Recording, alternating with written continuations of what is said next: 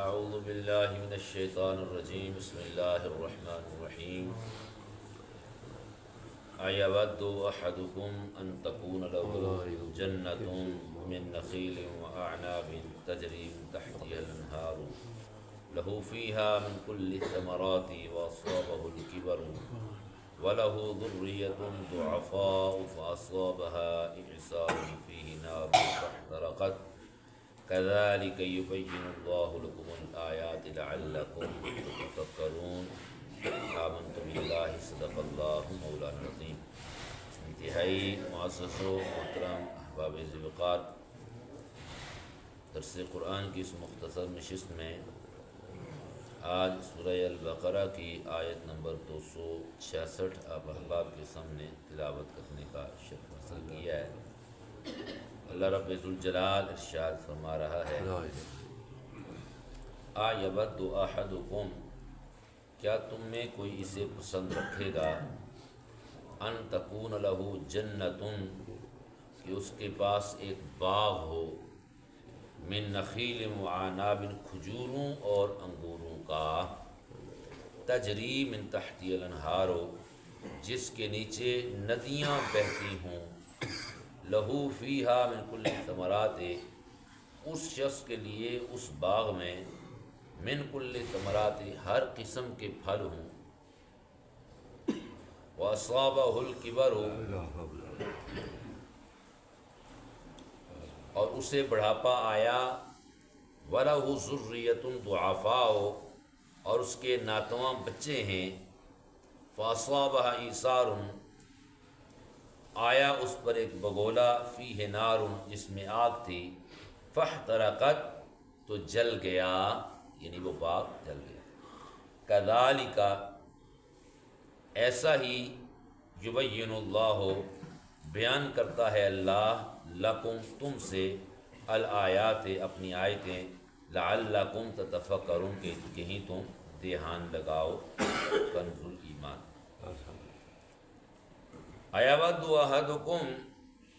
کیا تم میں کوئی یہ پسند کرے گا، ان تکون لہ جنۃ من نخیل وعناب، کہ اس کے پاس کھجوروں اور انگوروں کا ایک باغ ہو، تجری من تحتی الانہار، جس کے نیچے ندیاں بہتی ہوں، لہ فیہا من کل ثمرات، اس کے لیے اس میں ہر قسم کے پھل ہوں، واصابہ الکبر، اور اسے بڑھاپا آ جائے، وَلَهُ ذُرِّيَّةٌ ضُعَفَاءُ، اور حال یہ ہو کہ اس کے کمزور ناتواں بچے ہوں، فَأَصَابَهَا إِعْصَارٌ، پھر اس پر ایک بگولا آئے، فیہ نار، جس میں آگ ہو، فاحترقت، تو سارا باغ جل جائے۔ کذالک یبین اللہ لکم الآیات، اللہ تم سے اسی طرح اپنی آیتیں کھول کر بیان کرتا ہے، لعلکم تتفکرون، تاکہ تم غور و فکر کرو۔ اس آیت مبارکہ میں ارشاد فرمایا کہ کیا تم میں کوئی شخص یہ پسند کرے گا، مراد یہ ہے کہ کوئی شخص یہ پسند نہ کرے گا، کیونکہ یہ بات کسی عاقل کے لیے قابل قبول نہیں کہ اس کے پاس باغ ہو، جس میں قسم قسم کے درخت ہوں، اور وہ باغ پھلوں سے لدا ہوا ہو، اور وہ باغ فرحت انگیز اور دلکشا بھی ہو، اور نافع اور عمدہ بھی ہو، آدمی اسے اپنے بڑھاپے کا سہارا سمجھتا ہو، جو جب انسان کی حاجت کا وقت ہوتا ہے اور آدمی کمانے کے قابل نہیں رہتا، اور اس بڑھاپے میں اس کے چھوٹے چھوٹے بچے ہوں جو کمانے کے قابل نہ ہوں اور وہ پرورش کی محتاج ہوں، الغرض وہ وقت انتہائی شدید محتاجی کا ہوتا ہے، لیکن اس بڑھاپے اور حاجت کے وقت شدید قسم کی آندھی چلے، جس میں بگولے ہوں اور ان بگولوں میں آگ ہو، اور وہ آگ آدمی کے مستقبل کے اس واحد سہارے، یہ جو باغ اس کا واحد سہارا ہے، واحد سہارے جو مستقبل کا سہارا ہے، یعنی باغ کو جلا کر راکھ کر دے، تو اس وقت آدمی کے رنج و غم اور حسرت و یاس کا کیا عالم ہوگا۔ اللہ اکبر۔ یہ دیکھیں، باغ جس میں طرح طرح کے پھل ہوں، تو یہ کھجوروں اور انگوروں کا باغ بھی مراد ہے، اور یہاں پر باغ سے مراد اولاد بھی ہو سکتی ہے، چونکہ اولاد دل کے باغ کا پھل ہوتی ہے، تو وہ بھی بڑھاپے کا سہارا ہوتی ہے۔ جب چھوٹے چھوٹے بچے ہوں جو سہارا ہو تو بڑھاپے میں وہ سہارا چھن جائے تو اس وقت اللہ اکبر اس آدمی کے رنج و غم اور حسرت و یاس کا عالم کیا ہوگا۔ فرمایا یہی حال اس شخص کا ہے جس نے اعمال حسنہ تو کیے ہوں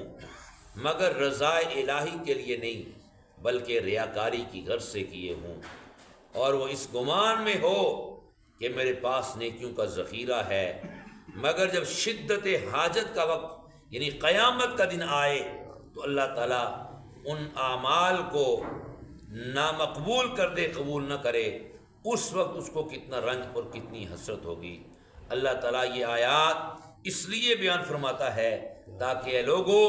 تم غور و فکر کرو اور سمجھو کہ دنیا فانی ہے اور آخرت ضرور آنی ہے، تو اس آخرت کے لیے عمل کرو، اور جو عمل کرو اپنے اعمال میں اخلاص پیدا کرو، ریاکاری والے عمل نہ کرو بلکہ اپنے اعمال میں اخلاص پیدا کرو تاکہ وہ قیامت کے دن تمہیں کام آ سکیں۔ اللہ پر کس قدر دل دہلا دینے والی مثال ہے، کاش کہ ہم سمجھ جائیں اور اپنے تمام اعمال، نماز، روزہ، ذکر و درود، تلاوت و نعت خوانی، حج و عمرہ، زکوٰۃ و صدقات وغیرہ کو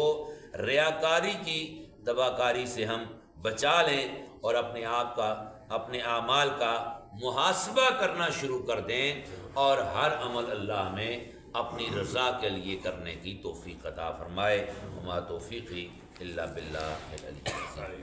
آمین۔ اللہم صلی علی